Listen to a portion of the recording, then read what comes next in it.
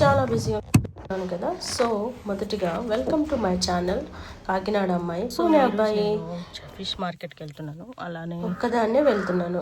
ఎందుకు చెప్తున్నానంటే as a women ఇండిపెండెంట్గా వర్క్ చేయడం, ఏమైనా బయటకు వెళ్ళి ఏదైనా తీసుకుని రావడం ఇంట్లోకి, సో చాలా ప్రౌడ్గా అనిపిస్తుంది కదా. సో ఈవెన్ డ్రైవింగ్ కూడా నేర్చుకోవండి, చాలా యూస్ఫుల్ ఉంటుంది.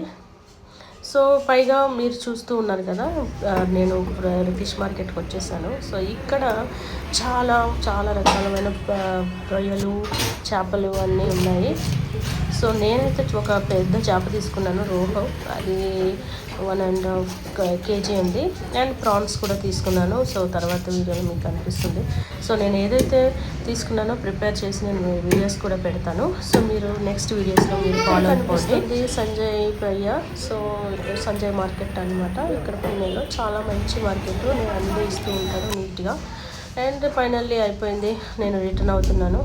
సో నేనైతే చెప్పాను కదా, వైఫ్ మంచిగా డ్రైవింగ్ నేర్చుకుంటే హస్బెండ్స్ మంచిగా హ్యాపీగా ఇంట్లో చిల్డ్రన్తో కూడా అప్పుడు రిలాక్స్ అవ్వచ్చు. లేదంటే పాపం పని ఒత్తిడి అన్నీ అయిపోతూ ఉంటాయి వాళ్ళకి. సో దాని బదులు మనము వాళ్ళకి సహాయం చేసినట్టు ఉంటుంది కదా, as a good house wife లాగా. ఫైనల్లీ నేను ఇంటికి అయితే వచ్చేసాను. సో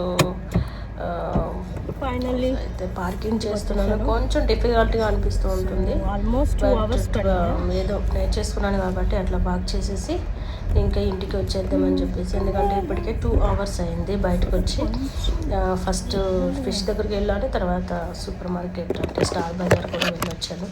సో ఇలాగా మొత్తానికి ఫిష్ అయితే తీసేసుకున్నాను.